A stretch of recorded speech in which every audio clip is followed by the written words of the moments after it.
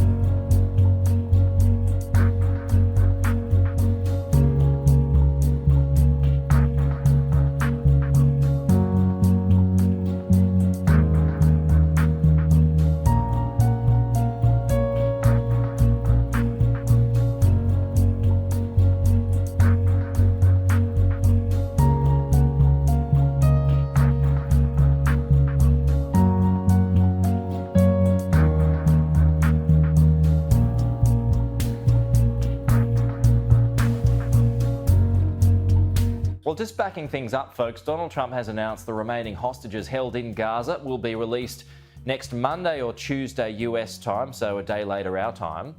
And the US president is due to travel to the region for a formal signing of the agreement as the Israeli cabinet meets this morning to vote on the ceasefire. Meanwhile, Hamas's exiled chief in Gaza, Khalil al-Hayya, has declared an end to the war and the start of a permanent ceasefire.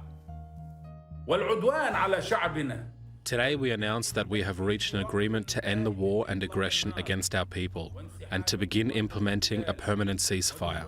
The withdrawal of the occupation forces, the entry of aid, the opening of the Rafah crossing in both directions, and the exchange of prisoners, where 250 heroic Palestinian prisoners who were sentenced to life imprisonment will be released, in addition to 1,700 prisoners from the Gaza Strip who were arrested after October 7.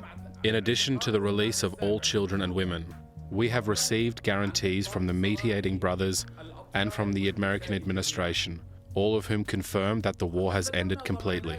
Adam Parsons has more now from Jerusalem. Delayed for 90 minutes.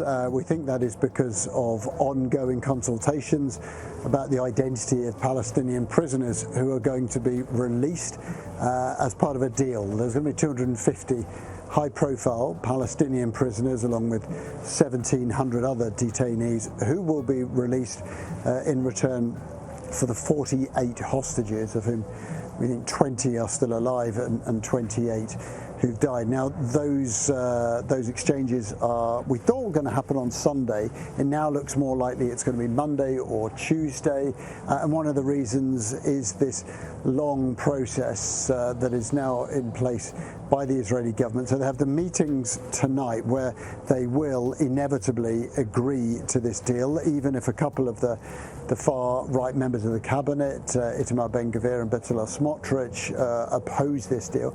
It will still get through. The opposition will back that. There then has to be 24 hours in which people, particularly families of the victims of crimes that were judged to have been carried out by the people who are being released, are allowed to appeal against it. They can effectively put in a court appeal saying that person shouldn't be released and have that heard. Very, very unlikely that the courts are going to change this process, but that will take 24 hours. So that takes us into tomorrow, Friday evening, and then there's a 72-hour window, a ceasefire, and in that window Hamas will get the hostages together. It says that it can't do that until the ceasefire is actually in place, and it will get together the hostages. To be honest, I'm not sure whether at the moment they know where they all are, because not all of these hostages are held by Hamas, and it's not clear whether they know where all the remains of the dead hostages are. But in those 3 days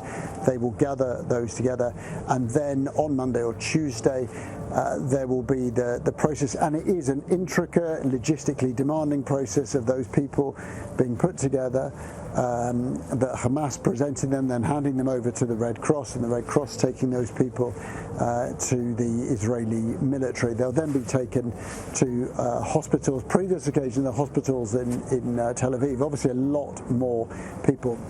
My anticipation is that they won't all be done in one day. Let's say it could be Monday for the living hostages and Tuesday for the return of those who have died.